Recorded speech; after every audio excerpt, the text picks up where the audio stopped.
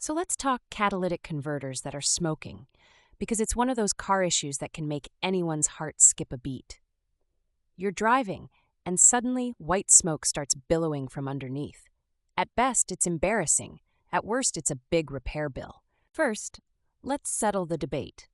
A catalytic converter itself doesn't burn or produce smoke, not under normal functioning. If you spot suspicious smoke coming from the area of your catalytic converter, the problem is almost always upstream. The converter is just the unlucky messenger here. The usual suspects are oil or coolant leaking into the exhaust system. Think of it as a chemistry set gone wrong under your car. Burning oil produces a bluish smoke, while burning coolant looks white and steamy.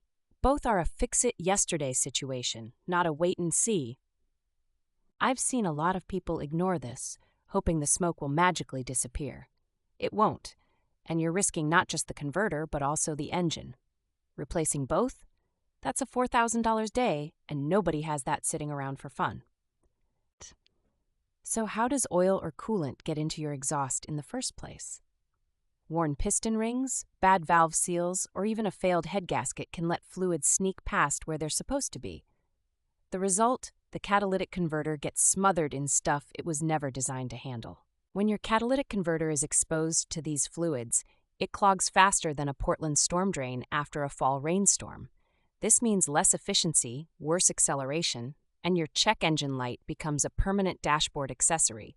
Hello, trouble codes P420 and P0430. Let's not forget the smell.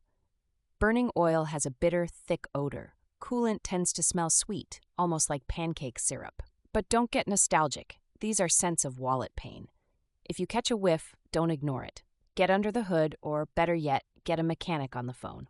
The DIY move is this: park the car. With the engine cool, check the oil dipstick and coolant reservoir. Are they low or contaminated? Look for milky sludge, bad sign, or sudden fluid loss. Pro tip: check for leaks at the tailpipe. That's liquid evidence of internal trouble. Next, grab a friend or use your phone camera and have someone rev the engine. If big puffs of smoke pour out, note the color. Blue means oil, white means coolant, gray or black is unburned fuel. Each is a clue. Each one narrows your search. If you catch this early, sometimes you just need new seals and gaskets. But let this go too long, and your catalytic converter is toast. Replacements range from $800 for an aftermarket fix to $2,500 plus for OEM parts. And that's before labor, so prevention matters. Another pain point: state emissions tests. A smoking catalytic converter is a guaranteed fail. And in my home of Portland, OR, you can't ignore that little red sticker on your windshield. Oregon's DEQ is ruthless about this stuff. Avoid the hassle. Fix it fast. Final pro tip: always use the right oil and coolant grades for your car. It's boring, but even a 10% mismatch can accelerate leaks and damage by 20% or more, per industry data. Little details, big impacts, especially when it comes to catalytic converters. If your catalytic converter smokes, don't just shrug and keep driving.